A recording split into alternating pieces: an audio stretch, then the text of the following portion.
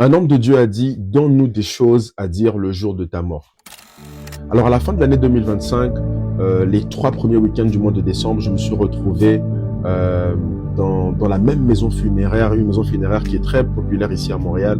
Je suis allé là-bas pour des funérailles. C'était la première fois de ma vie d'enchaîner des week-ends comme ça où j'allais à des deuils. Et il y a une leçon qui est vraiment restée dans mon cœur. Ça m'a beaucoup interpellé et j'ai été véritablement enseigné. Comme la Bible dit, le cœur des sages est dans la maison de deuil et le cœur des insensés dans la maison de joie. Et on sait très bien que lorsqu'on se retrouve à des funérailles comme ça, l'une des questions qu'on se pose, c'est quand est-ce que ce sera aussi le temps où mon corps sera exposé comme ça. On se pose souvent des questions par rapport à ce qui arriverait à chacun de nous, nous qui sommes encore en vie. Et pendant que l'homme de Dieu est en train de prêcher, il y avait une question à l'intérieur de moi-même. Roy, qu'est-ce que les gens diront de toi le jour où tu partiras?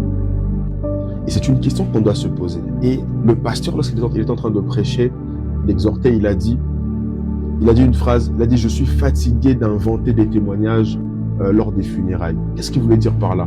On sait très bien que lorsqu'il y a deuil, on dit toujours de bonnes choses sur les gens qui partent. On dit « Ah, c'était quelqu'un de bien, etc. » Et dans ces dires, on pouvait comprendre que souvent, ça arrive qu'on puisse ajouter même, qu'on puisse inventer des choses juste parce qu'on ne veut pas ternir l'image de la personne qui est partie.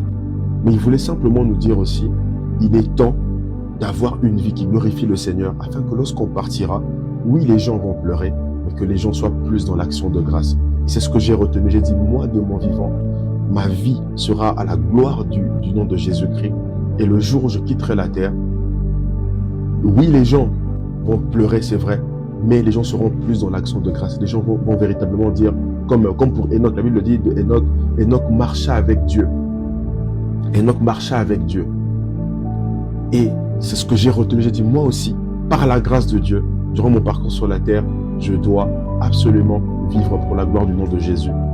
Et cela commence, en tout cas, par la nouvelle naissance. Là, j'aimerais en profiter pour dire à quelqu'un, tant que tu n'as pas accepté Jésus dans ton cœur, tant que ta vie, tant que Jésus-Christ n'est pas le roi dans ton cœur, tant que tu ne l'as pas reçu, tu ne pourras pas vivre à la gloire de son nom. Alors j'ai envie de demander à quelqu'un, qu'est-ce que tu veux qu'on dise de toi après ton passage sur la terre?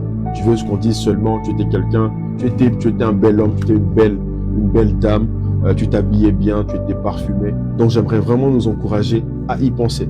Des fois on est là, on vit, mais on ne pense pas à ce qui va arriver à chacun de nous après la vie sur cette terre.